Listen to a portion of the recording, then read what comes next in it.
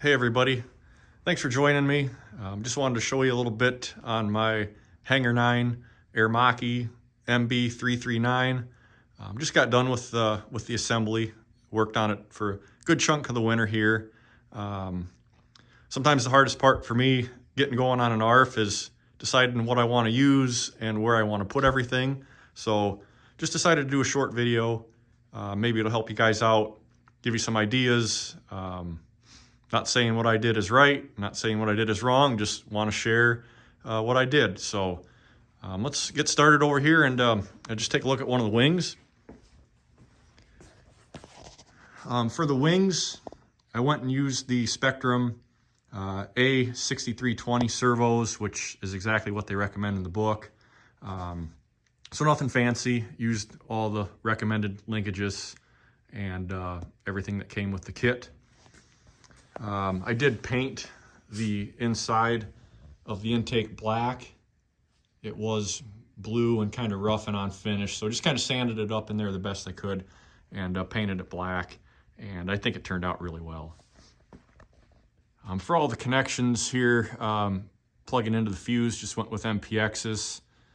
Use them a lot on some of these bigger gas planes, and just never had an issue after hundreds of flights, and that's even with the vibration of a gas plane. So as far as landing gear, I did go with the JP Hobby ER 120s with their controller. Got them right from JP Hobbies, about $400 by the time they got to my door. Then I had a friend of mine measure and print up a nice gear cover for it, so looks really good when the gear is stowed. Just kind of finishes off the wing, but that turned out really nice. I love that little 3D printed piece. Did have to do a little bit of modification. The JP retracts had to drill out the holes and kind of cut off a little bit of the holes. So that aluminum piece, 2 aluminum pieces in here, to kind of sandwich down on the retracts themselves. And then I just added another hole right there and another hole right here. So a little bit of modification, but it turned out pretty good. Just got that retract wire running through the gear well there, and the brake wire, as you can see right there. So other than that, that's pretty much the wing. Over here on the actual plane itself, it went together pretty well. I did have some problems here with the tail. I mean, not really major problems, but just kind of normal ARF stuff. The tube that goes through the horizontals was really loose and sloppy, and you could actually get a lot of slop out of the horizontals once they were bolted into place. I ended up ordering another wing tube from Horizon, and it wasn't much better. So I got online and just started ordering 12 millimeter tubes, hoping that I could find one that was, maybe a couple thousand thicker.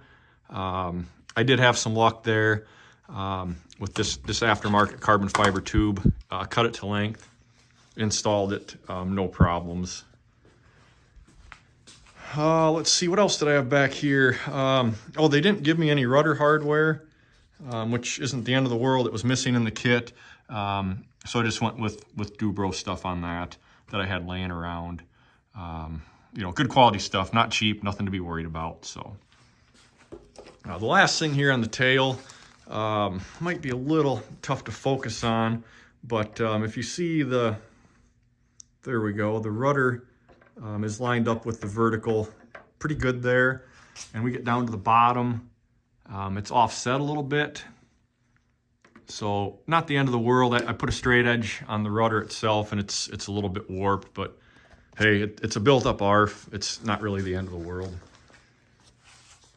As far as servos in the tail, the Spectrum A5080s had been back ordered forever.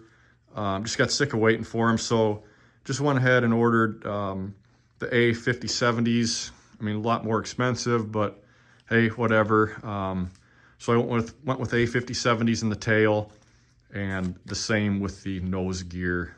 Steering is also an A5070. So that's what she looks like in the back there. Ended up going with the King Tech K86. That's a G4 Plus.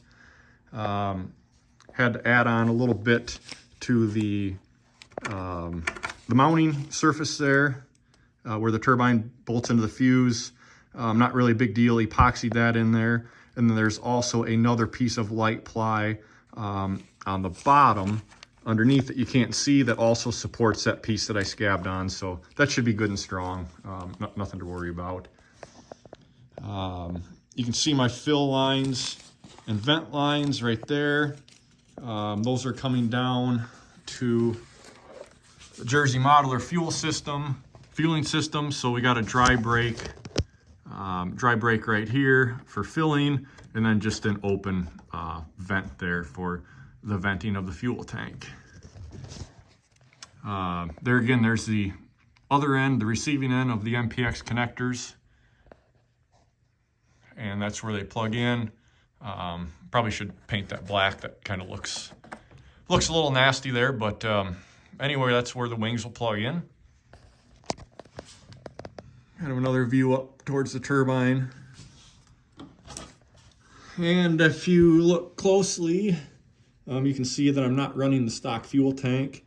This fuel tank is from Jet Tech, and it is the Jet Tech Troy-built shock jet fuel tank.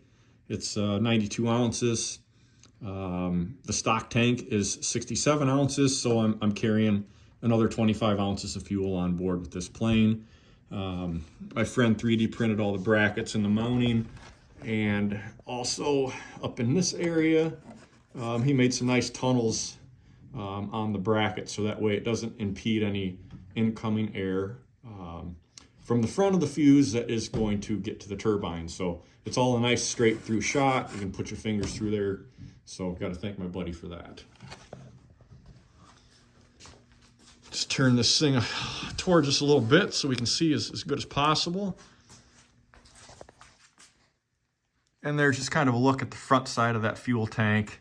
Got receiver mounted up here. Was going to mount the fuel filter there, but it just didn't really work out, and I wasn't happy with it. So we ended up mounting the fuel filter right down here, and it's mounted vertically, just like King Tech recommends. So that worked out pretty good. Just went ahead and put in a standard MAP 4-ounce UAT, nothing fancy, not the high flow, just good old reliable. Down here, I've got this Spectrum Sky ID module. I don't really plan on flying this thing anywhere that's not a FRIA site, but it's in there, and it's kind of nice for the telemetry, and it also gives you a GPS location if this thing should ever get lost, God forbid.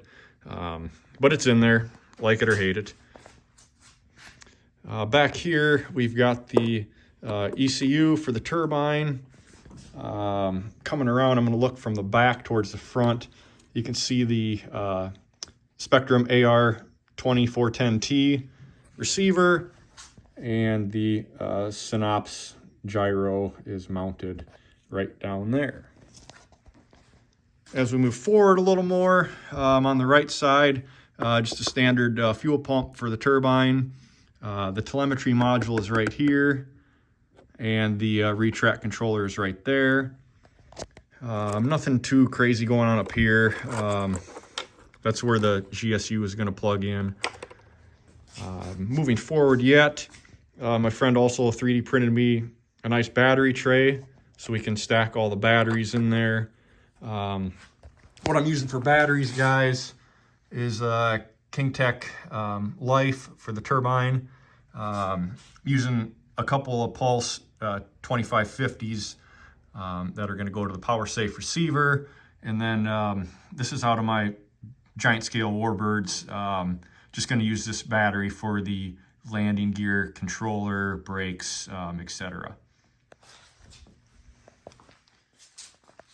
All right, and we'll just move up here to the nose gear. So this is also obviously J&P Hobby retract set. Also have a little 3D printed brace. Try to get that to show up a little for you to support that nose gear. Sorry about that, guys. There's a little bit better picture. Get it to focus for you. So that'll be nice for any hard landings or whatever.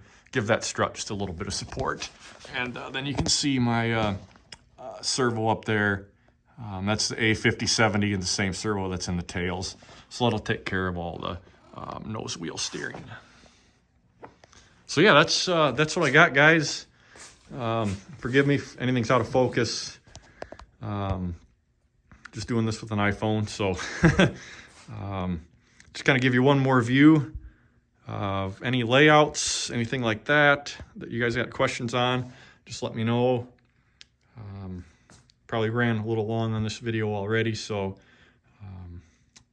give you one last look. If anybody needs to steal any ideas from me, that's how I laid everything out.